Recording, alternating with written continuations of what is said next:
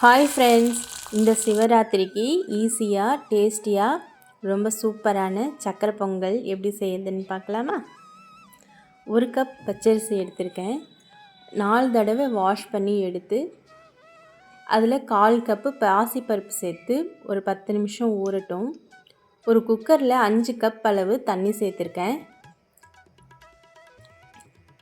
தண்ணி கொதிக்கட்டும். ஒரு தடவை வாஷ் பண்ணி எடுத்துக்கலாம் ஊற வச்ச அரிசியை. உலையும் கொதிச்சிடுச்சு, அதில் அரிசியும் சேர்த்து நல்லா சாதம் வேகட்டும். குழைவாக வேகணும், அப்போ தான் டேஸ்ட்டாக இருக்கும் சாதம்.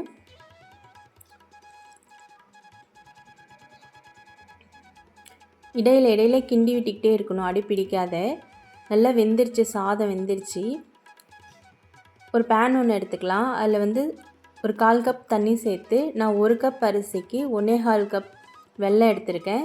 அது கல் மண் இல்லாமல் பாகு காய்ச்சி வடிகட்டி எடுத்துக்கலாம்.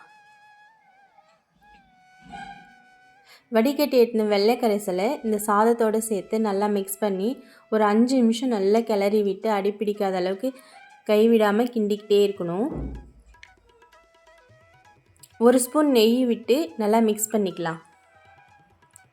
1/4 டம்ளர் காய்ச்சி ஆற வச்ச பாலை சேர்த்து மிக்ஸ் பண்ணி ஒரு 5 நிமிஷம் மூடி போட்டு இருக்கட்டும். ஒரு தாளிப்பு கரண்டி எடுத்துக்கலாம். 10 முந்திரி பருப்பு, 15 போல் திராட்சை எடுத்து நல்லா வறுத்து சக்கரை பொங்கலை சேர்த்து நல்லா மிக்ஸ் பண்ணி சூப்பரான சக்கரை பொங்கல் ரெடி. இந்த சிவராத்திரிக்கு நீங்களும் ட்ரை பண்ணி பாருங்கள். பிடிச்சிருந்தா சப்ஸ்கிரைப் பண்ணுங்கள். தேங்க்யூ.